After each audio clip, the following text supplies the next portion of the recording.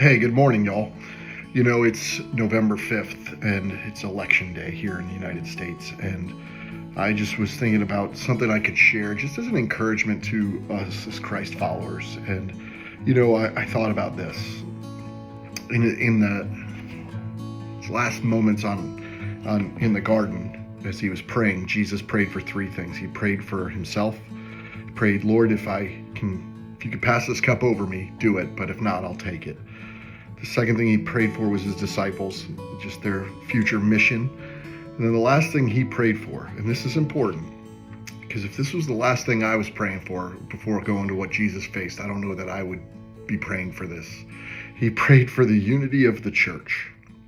He asked the Lord that the church would be unified so that people would know that his sacrifice was true.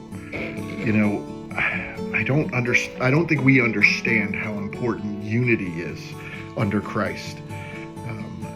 Right now, we're going to face a day today where folks are going to want to argue and yell and fight.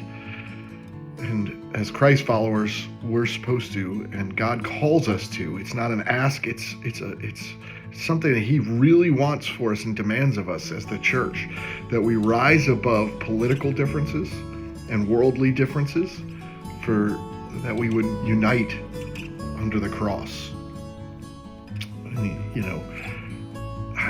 I think Jesus wants for us to have that John 17 unity that he prayed for as the last thing before he went to the cross. If you were going to the cross, what's the last thing you would pray for? Would it be for other people or for yourself? So the fact that Jesus prays for unity of the church as the last thing means that it must be pretty important to the work of the kingdom. So I just want to challenge us today as we go to vote, as we encounter other people.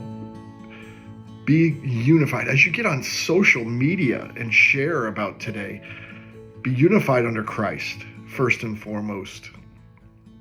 You can differ with people, you can disagree with people, but you don't have to be ugly to people. We need to be the church united under Christ.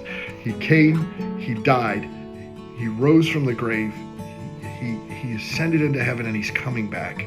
We need to be united in this as the church, so that others will know that what he did was true.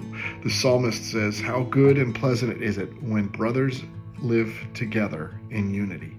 We can live together in unity under Christ, but we have to make the choice, even if we disagree, to peacefully disagree about worldly stuff. The reality is we'll never know a lot of answers to the questions that we have here on earth until the other side of heaven. So why are we arguing? Just to be right? Let's put our ego aside, let's put our pride aside, and unify under Christ today. That we have the opportunity to do that. What God has given us, let's give him thanks for that this morning.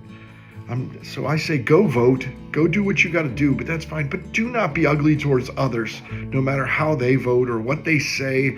And especially Christ followers, I'm calling you to a higher standard of not attacking non-believers.